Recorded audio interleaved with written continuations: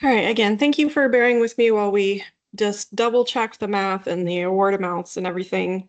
For that compromise scenario.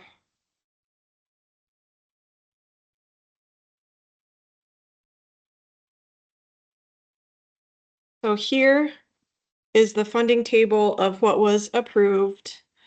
And it just is copied from that scenario that we just looked at. This is what will be presented to the commission as the GAC approved amounts. So the next step, we did that already, the motion, is public comment. So we want to take a break here and give 5 minutes.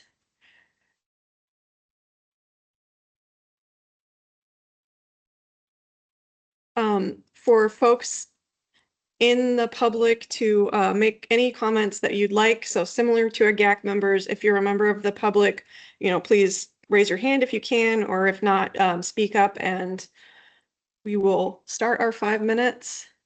Now, I do want to note we can't answer questions. That's just some of the guidelines related to public comments. So if you have questions, please reach out to us separately. So we'll start the clock now and see if anyone has public comment.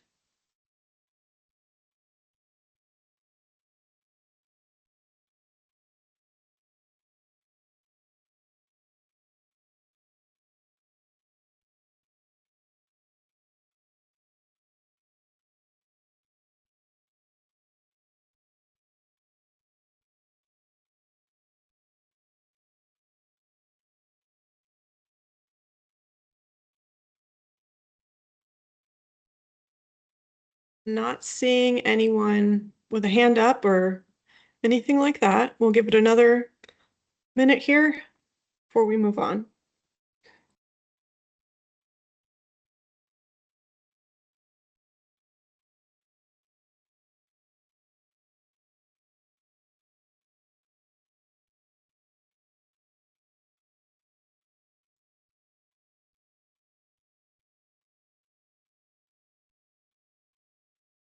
All right, so no one is indicating they want to give public comment, so we're going to go ahead and move forward.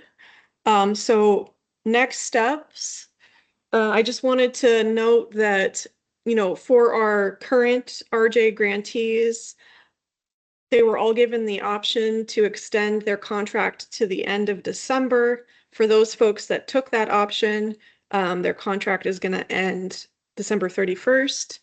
We are slated to be on the commission meeting agenda for the commission meeting on January 6th. Hopefully they will approve what was recommended or approve awards. And then we'll have the protest period.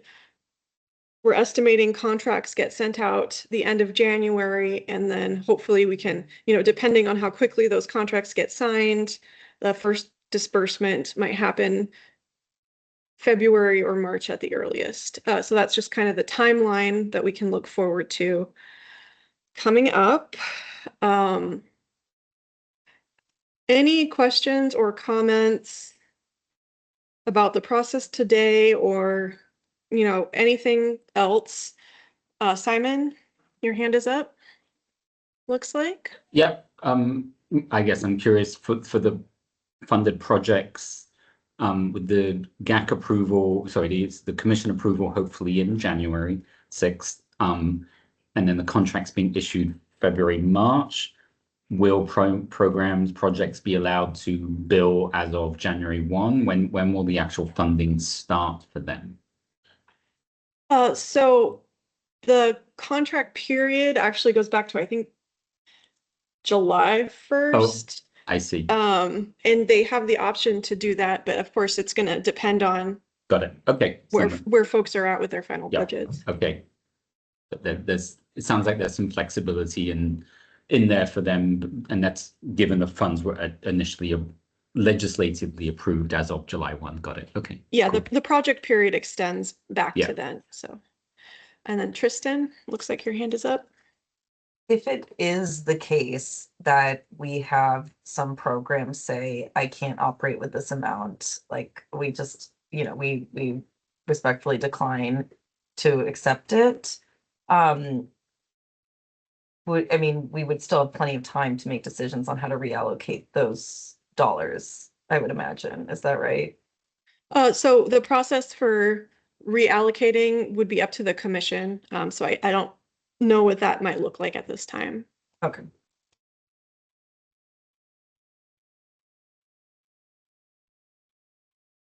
Any other questions or comments? You can always reach out to us. We're available. Simon, your hand's up again. Sorry. This is more kind of for the future. This has been a really difficult granting process, as we've all experienced. And one hopes and assumes that there'll be, another funding cycle if the legislature approves in the CJC's budget, et cetera, et cetera. If that's appropriate, should there be an interim process in sort of trying to strengthen some of the grant, the kind of this decision-making process and protocols for the future? And we've been really challenged on quorum around folks who are on the advisory committee who are, have a conflict of interest with potential programs, and that's made both quorum difficult. It's made some of the decision-making difficult because people, how I'm involved with the project or not. And so I feel like it would be incumbent and advised for a bit of a review of this process to get the best solution going forwards for hopefully the next many more rounds of this going into the future. Yeah, I think that's a great point. I do want to thank you guys all for, bearing with us and being flexible. I think the process that we ended up with you folks being able to weigh in on the scoring in that simplified scoring form, I think there were some real benefits to it, and some of the questions that came up can definitely be applied earlier on in the process so we can use them as decision points. I think a lot of great conversation has happened. I do also want to note that due to some of the other, things that are happening across our grants, like with 3069 and consolidating like the law enforcement and county grants, we are reviewing our internal processes as well. So there might be some standardization that happens across the board at CJC that might be applied to this process. So I hear you. I think you're correct. There's some great lessons, and I think there's a lot of room to improve this process the next time around. But I do really appreciate, as always, how involved everyone is and how outspoken you are in representing, the grantees and the people that the grantees serve, which is absolutely what we want. So, any other questions or comments? Like I said, you can always reach out to us. Otherwise we're going to present these recommendations to the commission and go on from there. Oh, Elaine? Yeah, sort of along the same lines of just thinking about the process. And you can answer this or not, but I found myself curious about the numbers of people on the committee and then what the quorum requirement was because of that number. And I do not want to lose any of our people, so don't ever hear that. But I did wonder if there were some folks that just weren't really able to fully participate over a long period of time, and if we have practices around levels of participation and whether that even would have made it different in terms of how much we needed for quorum. So for restorative justice, for this grant program, the who is on the commission is written out in the statutes and rules for the program, and that is also what determines the quorum. So it's based on those positions that are outlined. So even if we have unfilled positions, just based on the number that are in the rules and statutes, Okay. yeah, we have to maintain based on that, if that makes sense. So that did in fact have an effect. So having either vacancies or non-participating members did have an influence on, so that's just something to also kind of keep in mind too, because I was wondering if we were making a quorum based on active participating people and how that, so thank you for that. That was useful information for me. So there's one vacant position. Everyone else is filled at this point. So, similar, we reached out to everyone, I think at the beginning of last year to try and fill some of the vacant positions, but we do have that one position open. So if folks know somebody that could serve, that now is a great time to try and start filling that position so that maybe hopefully we have, more people coming and forum might be a little easier to meet. So we can follow up on that.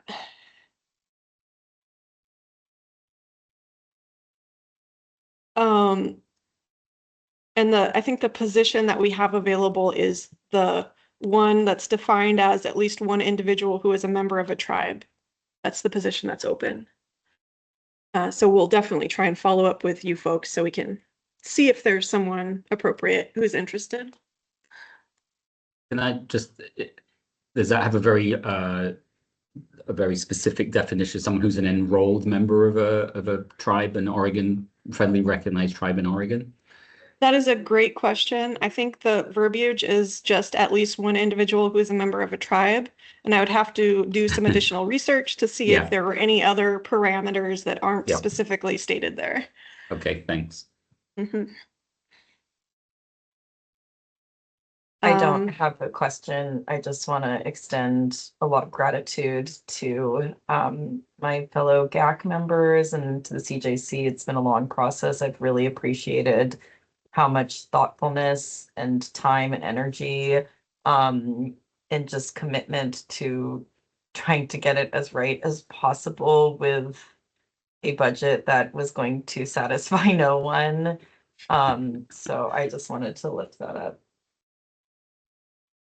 Yeah, thank you for that. Yeah, ditto. And same your way, Tristan.